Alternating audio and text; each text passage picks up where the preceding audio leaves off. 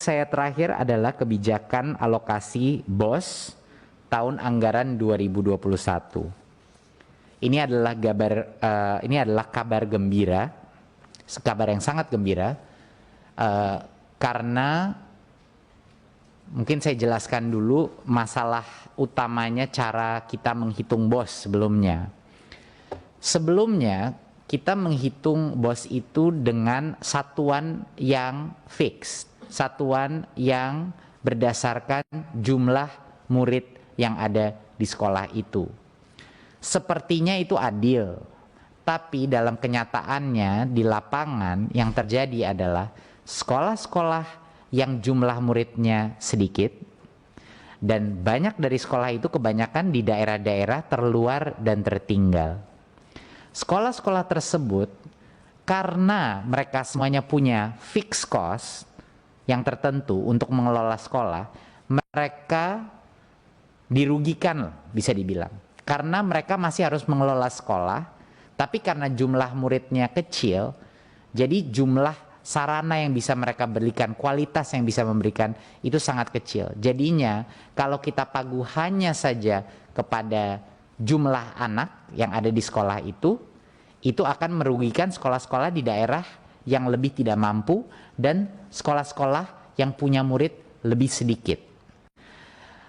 Kebalikannya juga sama. Bagi sekolah-sekolah yang memiliki jumlah murid yang besar, mereka bisa menikmati yang namanya economies of scale, di mana mereka bisa contoh mempunyai satu aula yang bisa di-share oleh SD, SMP, SMA, contohnya begitu. Mereka tinggal punya satu area buat olahraga dan lain-lain. Jadinya sekolah besar itu punya secara finansial suatu keunggulan strategis. Sedangkan dengan pekalkulasi BOS kita kalau dihitung per anak saja, ya mereka mendapatkan malah lebih banyak keuntungan.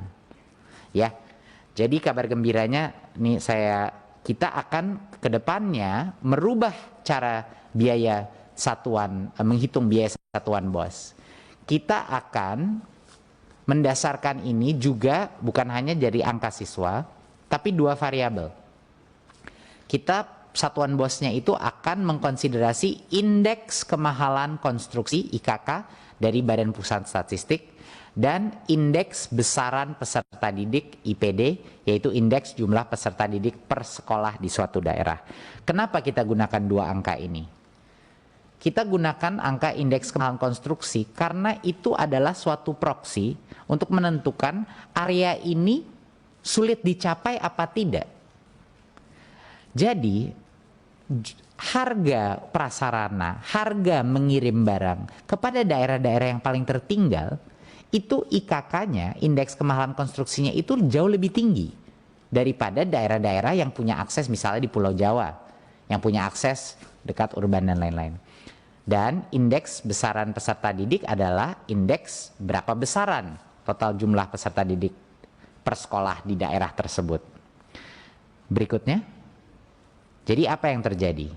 Kabar gembiranya adalah tidak akan ada sekolah yang bosnya diturunkan. Itu kabar gembira. Sekali lagi saya ulang, tidak akan ada sekolah tahun depan yang bosnya turun.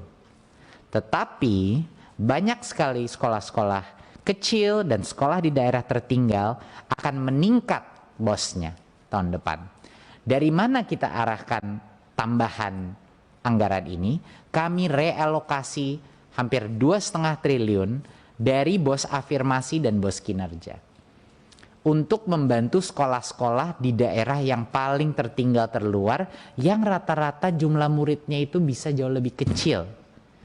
Jadi seperti yang kita lihat di SD, kalau Anda lihat kolom biaya naiknya itu jumlah kabupaten yang naik nanti dana BOS-nya tahun 2021. Di SD 377 kabupaten akan naik bosnya. Di SMP 381 kabupaten akan meningkat bosnya. Di SMA 386 kabupaten, di SMK 387 dan di SLB 390 kabupaten. Jadi begitu banyak kabupaten yang selama ini mungkin tidak dilihat kondisi khususnya, tidak ada penghitungan BOS yang afirmatif, Nah, itu sekarang kita koreksi dan kami berhasil, dan kami sangat berterima kasih juga ada dukungan Kemenq untuk mendukung kita dalam perjuangan ini. Bahwa tidak bisa semua sekolah dengan kondisinya masing-masing disamakan. Sekolah yang lebih membutuhkan bantuan kita harusnya menerima uang lebih. Dan karena itu ini suatu kabar gembira bagi sekolah-sekolah di daerah terluar tertinggal dan sekolah-sekolah yang jumlah muridnya kecil.